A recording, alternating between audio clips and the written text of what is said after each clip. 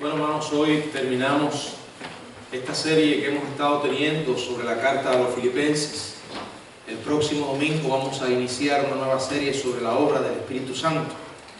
Con relación a esta carta, hemos estado diciendo que el gozo es el tema que inunda cada uno de los capítulos de todos los libros de la Biblia, que ayudan a traer una perspectiva fresca. El mejor es Filipenses. Una y otra vez nos ha estado recordando que podemos escoger el gozo sin importar lo que nos esté sucediendo, sin tomar en cuenta nuestras situaciones económicas, nuestra ocupación, nuestros pasados fracasos o en nuestro sufrimiento presente. Podemos elegir el gozo. Vamos a orar. Padre, en esta hora te pedimos que tú nos ayudes a poner tu palabra. Llénanos de tu Espíritu, Señor, y que podamos hablar en tu nombre. Te lo pido, Señor, en el nombre de Jesús. Amén. Bueno, estamos en la sección final, en los versículos del 19 al 23, donde se cierra este tema acerca del gozo, donde, gracias a Dios, las cosas no tienen que ser perfectas o casi perfectas para que podamos concentrarnos en el lado iluminado de la vida. Ahora, sería bueno que hagamos un repaso de dónde hemos estado. Ya que hemos llegado al final, vamos a mirar lo que Pablo ha estado enseñando acerca de este tema. Vamos a ver que entretejido en la trama de esta deliciosa carta ha estado el gozo y el regocijo de una manera de capital importancia. En el capítulo 1 de la carta encontramos gozo en vivir. ¿Recuerdan? Fue allí donde el apóstol Pablo declaró en el capítulo 1, en el verso 21, Filipenses capítulo 1, verso 21, porque para mí el vivir es Cristo y el morir es ganancia. En otras palabras, mientras Cristo sea el centro de mi vida, nada podrá robarme el gozo que trae. No es posible que la muerte sea ganancia si la razón por la cual vivimos no es Cristo. O sea, el que da sentido a la vida y el que nos ayuda a ver la muerte desde una perspectiva diferente, victoriosa, es Jesucristo. En el capítulo 2 descubrimos que hay gozo en servir. Vimos el ejemplo del Señor, su humillación y exaltación. Él es el modelo. Y con una actitud tal como la que Cristo tuvo, podemos ofrecer un servicio efectivo y que impacte a aquellas personas que lo reciben. Jesucristo es el modelo de aquel que dejó el cielo con todas sus glorias para venir y servir a otros en la tierra. En el capítulo 3 encontramos el gozo en la humildad, en el reconocimiento de lo que hemos recibido en Jesucristo y que el pasado es solo eso, algo a lo que miramos con tristeza, con dolor, sin considerar las victorias, entre comillas, que hayamos podido ganar. Son pérdidas. Ese era el caso de Pablo. Pablo relaciona todos sus logros y esfuerzos humanos para admitir que comparado con Cristo, esas cosas son pérdida. Pérdida. Comparado con la justicia de Cristo, el esfuerzo humano es nada más que algodón de azúcar.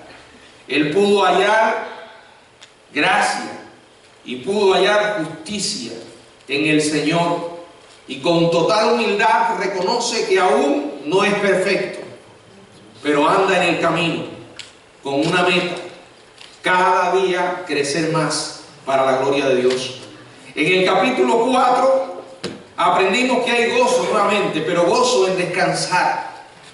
¿Por qué? Porque es Jesucristo la causa de nuestra satisfacción. Podemos descansar en Él, y mientras lo hacemos, Él derrama su poder en nosotros. Cuando no lo hace, nuestra confianza se enciende y se restablece otra vez. Bueno, en esta carta, la carta más optimista de todas las que Pablo escribió, nunca deja de silenciar a los pesimistas y de levantarnos el ánimo. ¿Por qué? Porque ese es el mensaje que realmente necesitamos. Un mensaje para estos tiempos en que vivimos rodeados de tantas razones que ofrece el mundo para andar desalentado, entristecido. Hoy, cuando tantas personas expresan amargura, desesperanza, convencidos de que vamos directamente a la ruina, con estadísticas que lo prueban, necesitamos que se nos recuerde que Cristo todavía está triunfante.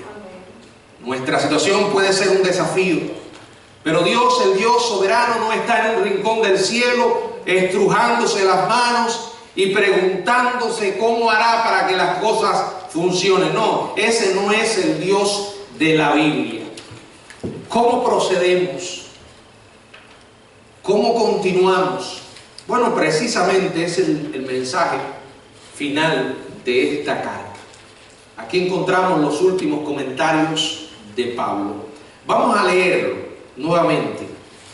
Capítulo 4, los versos del 19 al 23.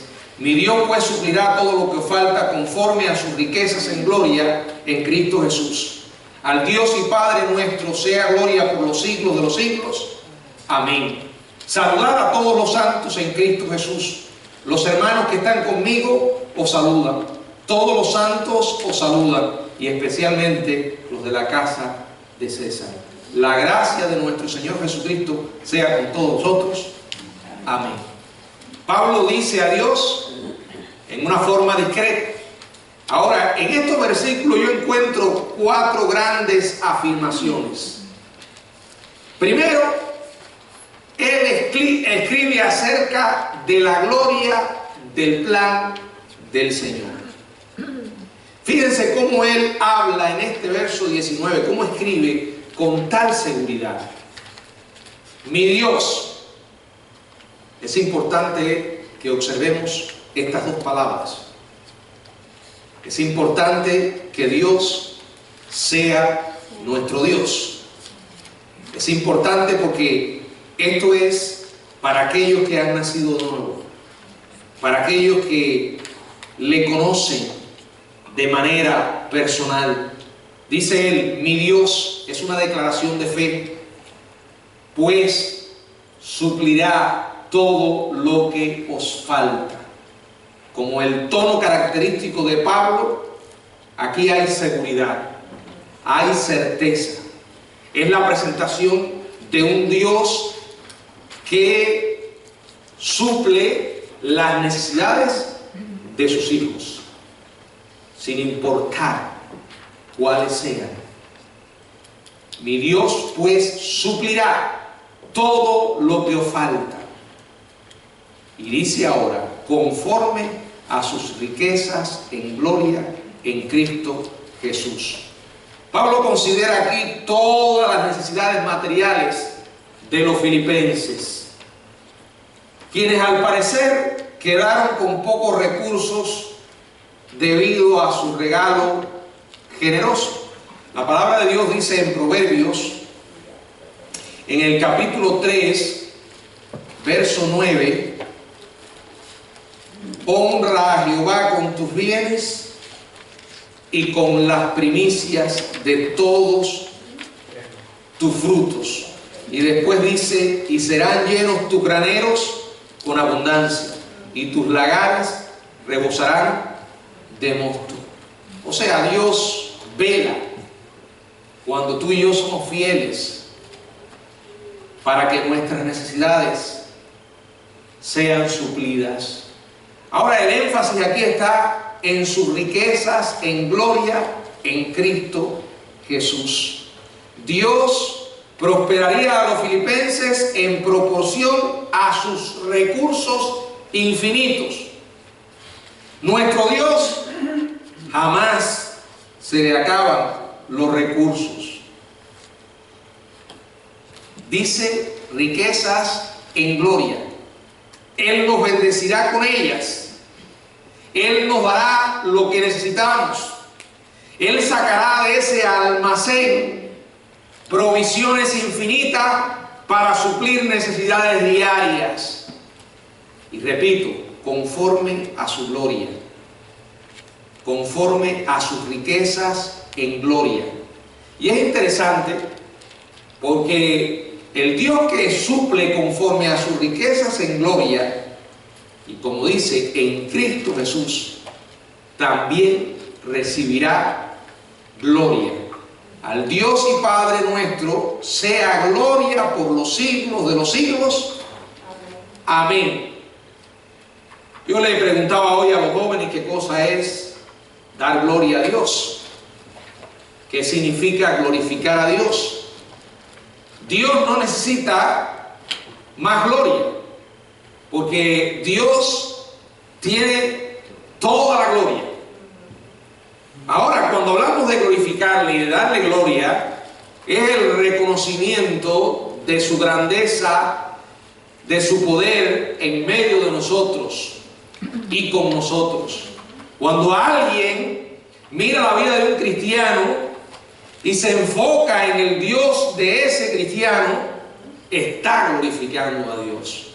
La Biblia dice que así debe alumbrar nuestra luz delante de los hombres, para que vean vuestras buenas obras, pero no para que tú y yo nos recibamos el crédito, sino para que el crédito sea para Dios, para que vean vuestras buenas obras y glorifiquen a vuestro Padre que está en los cielos.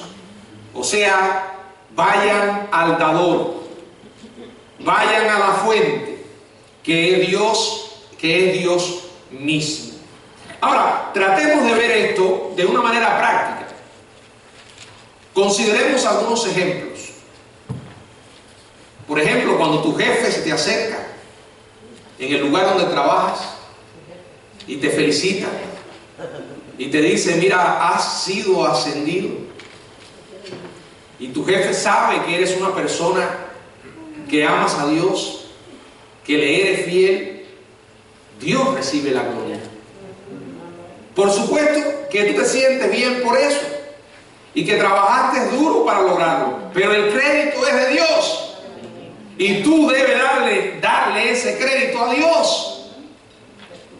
Por ejemplo, una enfermedad llegó a tu vida y te ha estado atormentando durante días, quizás meses, mientras orabas y buscabas atención médica adecuada todo ese tiempo.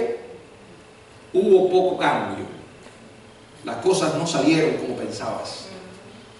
Dios decidió soberanamente no sacarte de la prueba. No lo hizo cuando tú lo esperabas. Sin embargo, sigues creyendo en la bondad de Dios. Sigues dependiendo de su misericordia. Sigues orando a Él y así se lo haces saber a otras personas.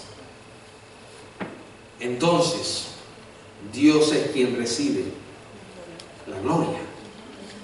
Él recibe gloria cuando interviene en mi vida y en la tuya y nos libra de un problema, nos sana de una enfermedad y decimos, ese ha sido el Dios de los milagros.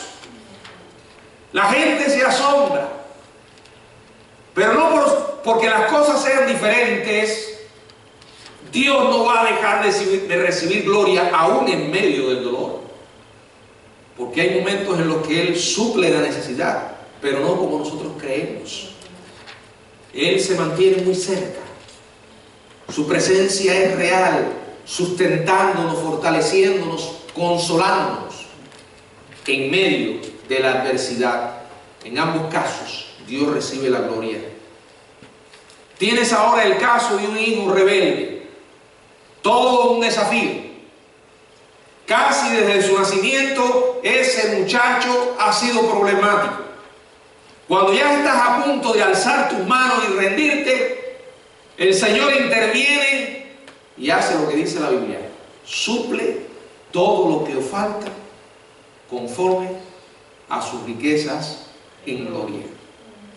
Y tu reto, que ahora es casi un adulto, cambia de repente y comienza a comportarse de una manera distinta, responsable, con modales, cortesía. Dios recibe la gloria mientras tú recuperas el gozo. Ahora, quiero que entiendan algo, hermanos. Tú y yo somos los instrumentos para mostrar esa gloria al mundo. ¿Qué quiero decir con esto? Que no se nos puede olvidar quién es el importante, a quién pertenece el crédito. No importa el instrumento que Dios use, las circunstancias en las que Dios se mueva, es Él y solo Él.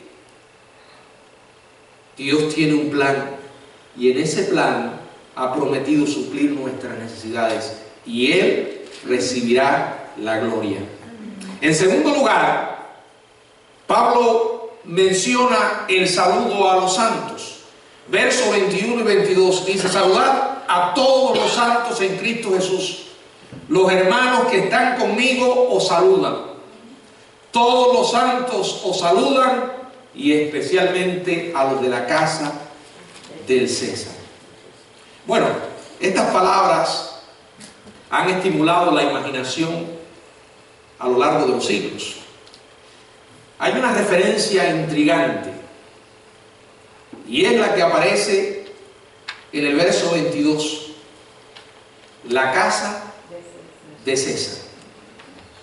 ¿A quién se refería Pablo? ¿A la esposa e hijos del emperador?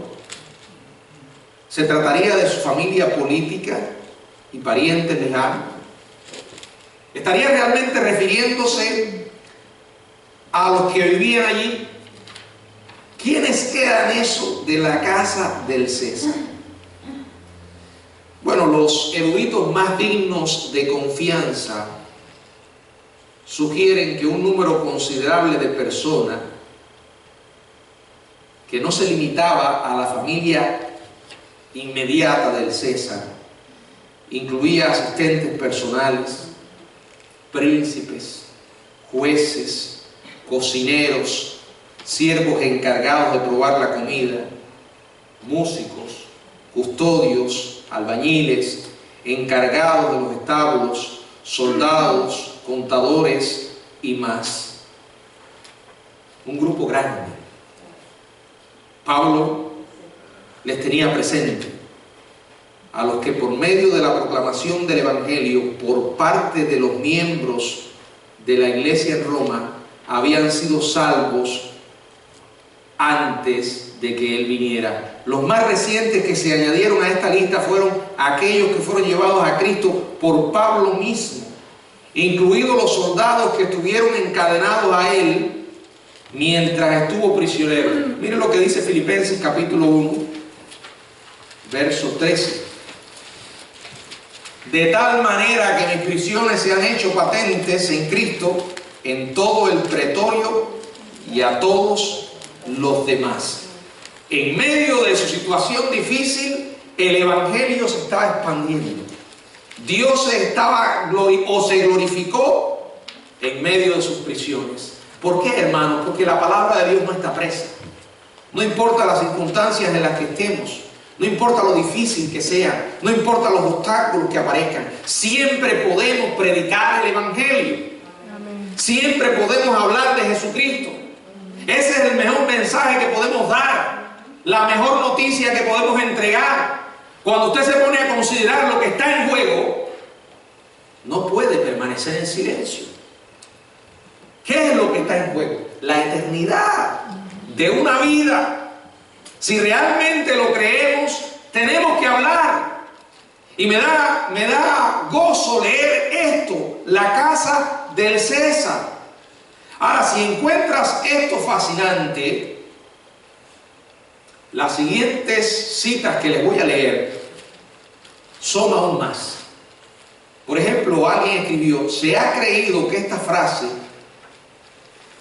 tiene que referirse a personas de alto rango y posición, poderosos favoritos de la corte, grandes funcionarios de Estado o incluso parientes del mismo emperador.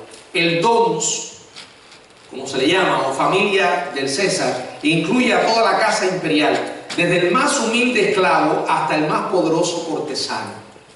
En la misma Roma, el domus augusta tiene que haber formado una parte considerable de la población total, pero comprendía a todas las personas al servicio del emperador, tanto si eran esclavos como hombres libres, en Italia e incluso en las provincias.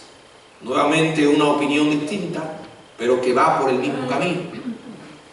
William Ramsey, en su famoso libro clásico, San Pablo, el viajero y ciudadano romano, también añade este comentario. Se los leo. Dice: el nuevo movimiento hizo significativos progresos en la vasta casa imperial.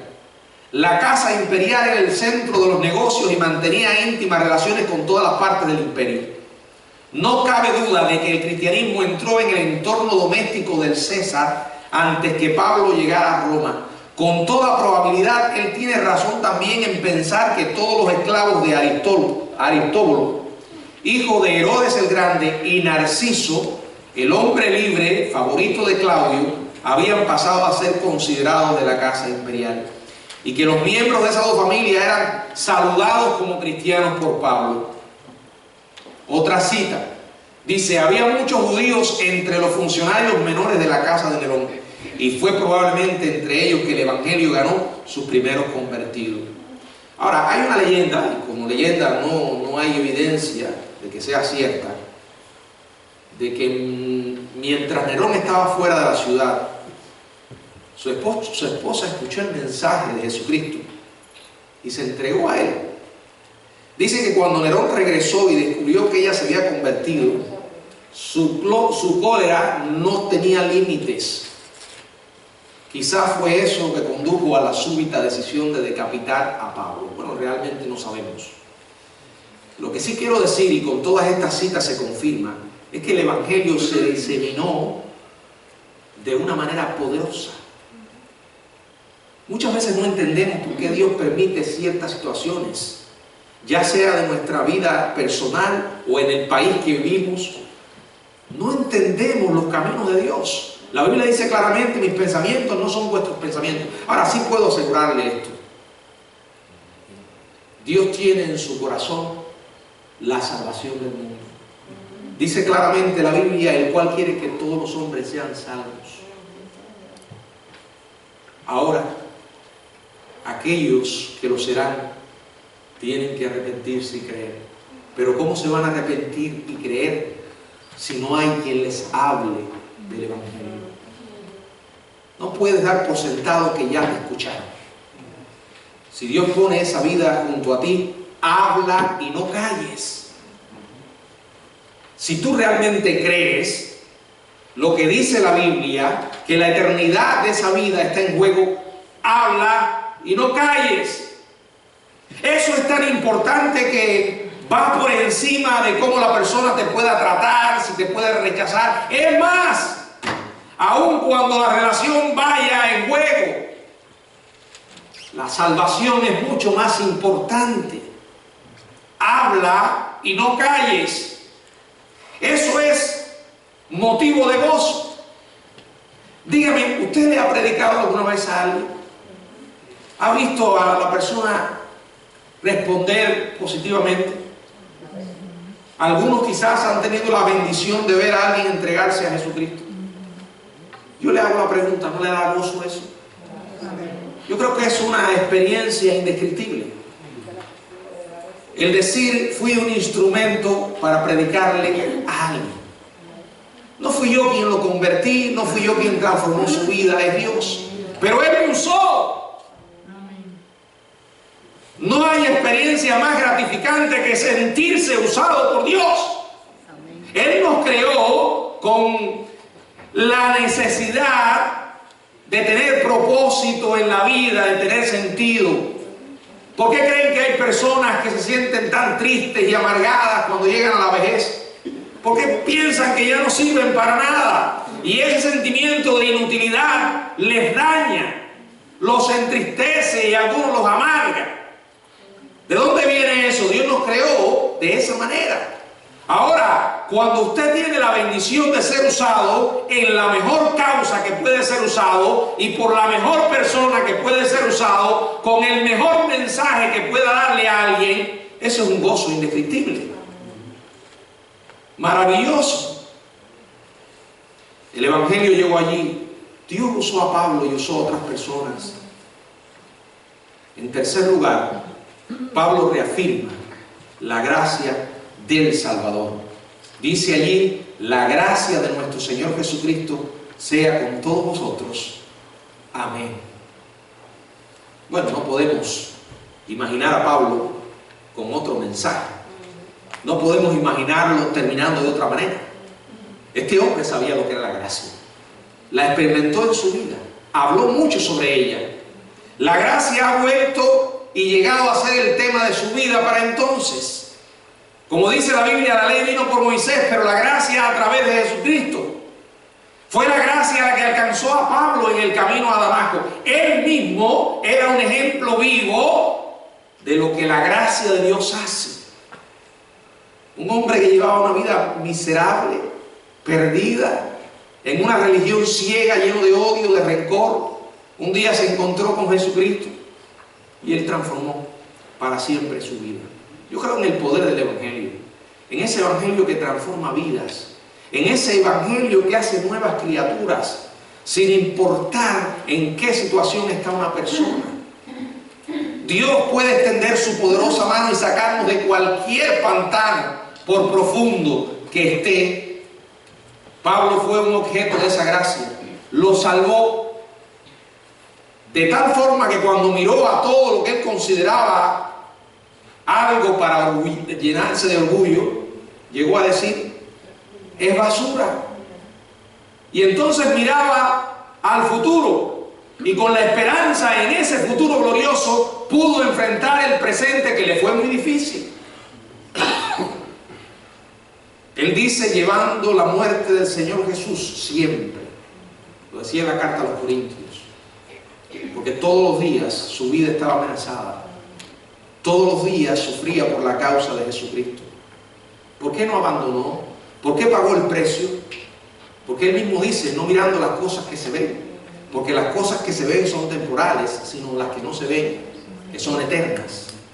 Cuando mantenemos nuestra mirada en el cielo, podemos enfrentar el presente a pesar de tantos problemas. Porque nos llena de esperanza decir: esto pasará.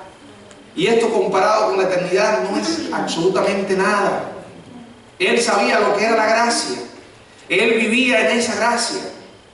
Tú y yo también sabemos lo que es la gracia. Es un favor que Dios ha tenido con nosotros. Esa es su dimensión vertical. Pero también la gracia tiene una dimensión horizontal. Que como Dios nos los ha mostrado, estamos llamados a mostrársela a otros. ¿Cómo? Predicándoles el Evangelio. Y cuando se entregan, dándole la mano y ayudándolos a andar en el camino de la fe.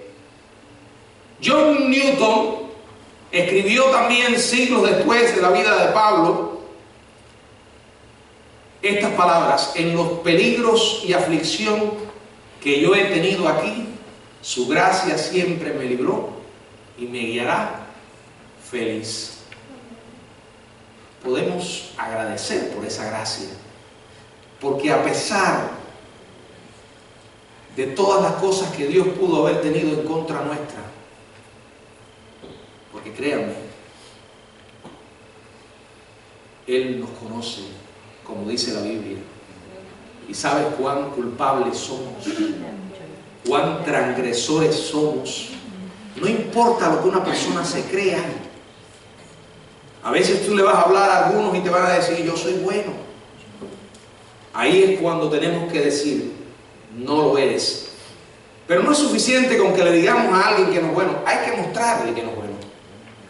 ¿Y cómo lo mostramos? Confrontándolo con el delito. Llevando a la persona al punto que no puede escapar. ¿Has dicho una mentira? Nunca. ¿Has codiciado? ¿Has robado? ¿Has tenido sentimientos de ira contra otros y deseo de que se muera?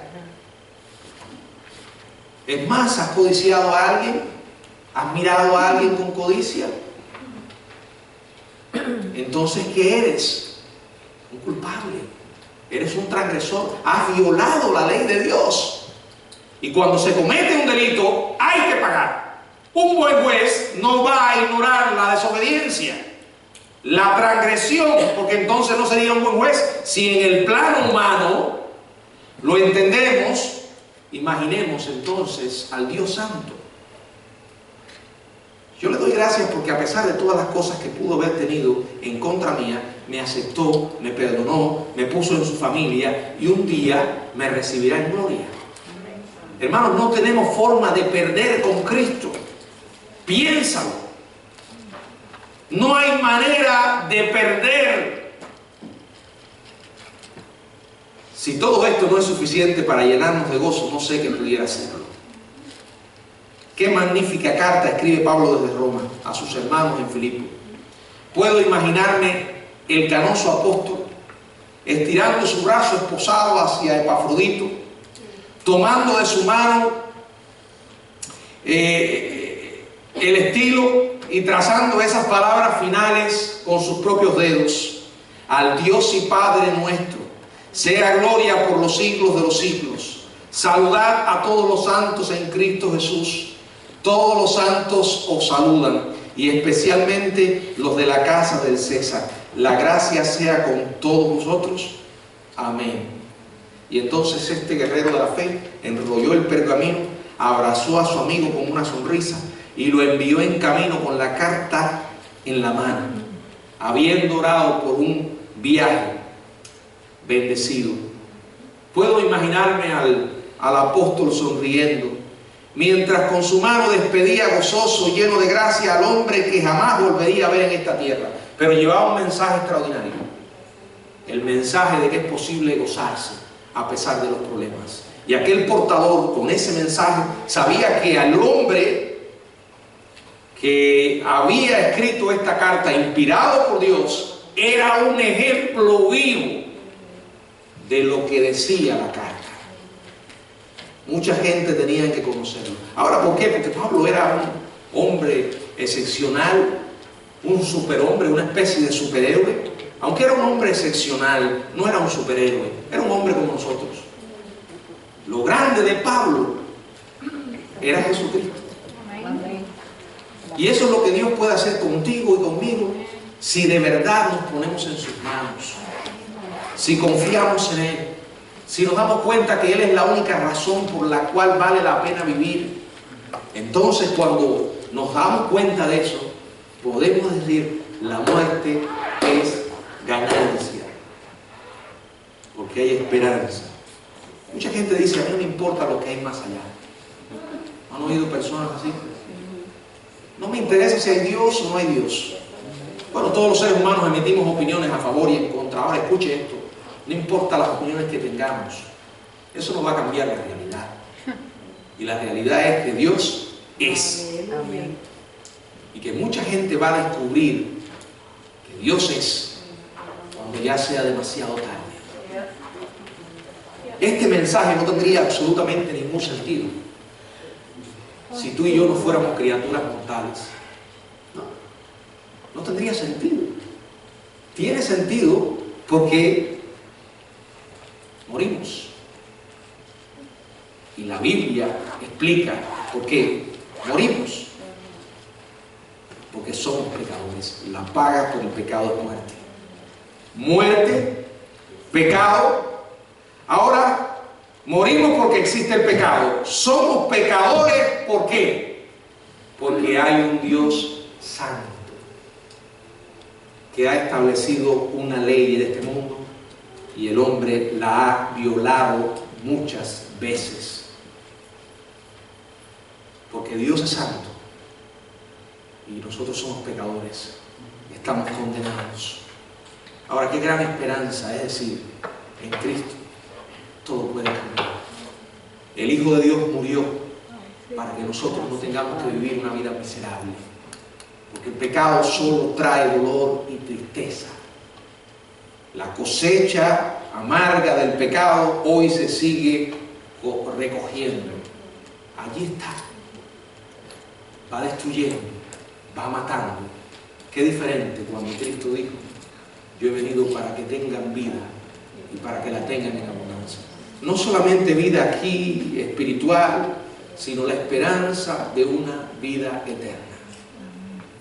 Por eso hoy puedo vivir con gozo, porque sé a dónde voy y con quién voy.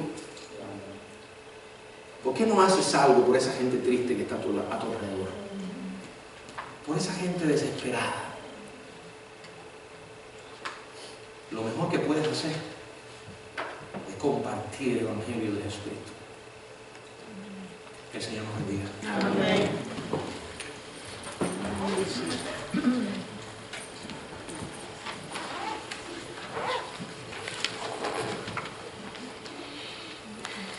Bueno, le damos gracias al Señor por este importantísimo mensaje.